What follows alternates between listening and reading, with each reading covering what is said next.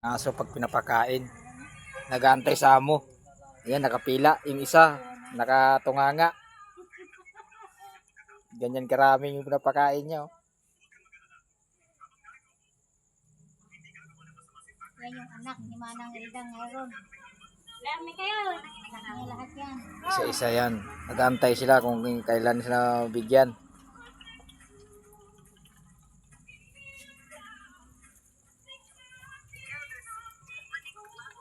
Dali ah.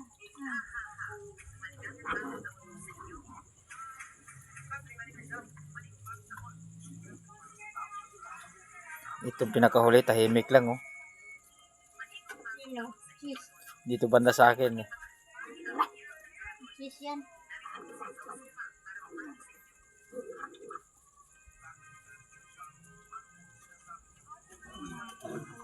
One by one.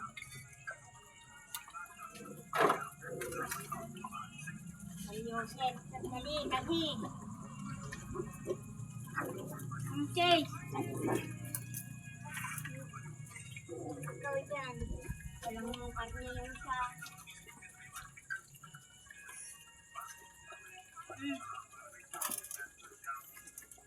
Ano ba?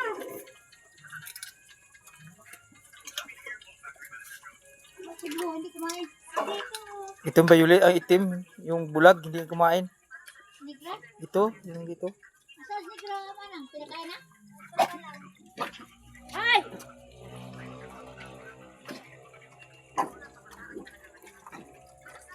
Andito kasi kung saan may laman, dun sila lahat pinalpas. Ang kulit talaga ng mga maliliit talaga. Ay!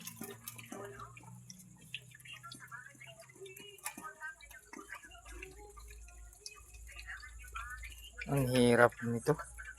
Ang dami. Wala, sasakong bigas yan, kulang pa. Sino mo yung nakuha niyang bigas niya, ilang kilo yun, Tin? Wala, naabutan sa buwan niya. Wala no. Kita mo, wala nang pagkain si Negra talaga. Hindi, marami pagkain niya kaso inagawan sa mga maliliit.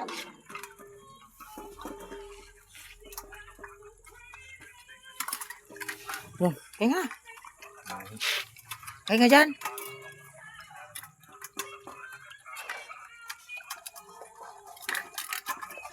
Lubo-lubo na itong mga brown na to.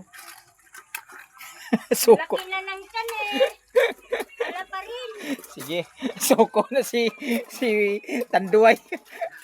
Wala na sa Tanduay ah. Bagay siya, sumuko. Oo. Alas puputok niyan tiyan eh. Banghagon ka pa dyan.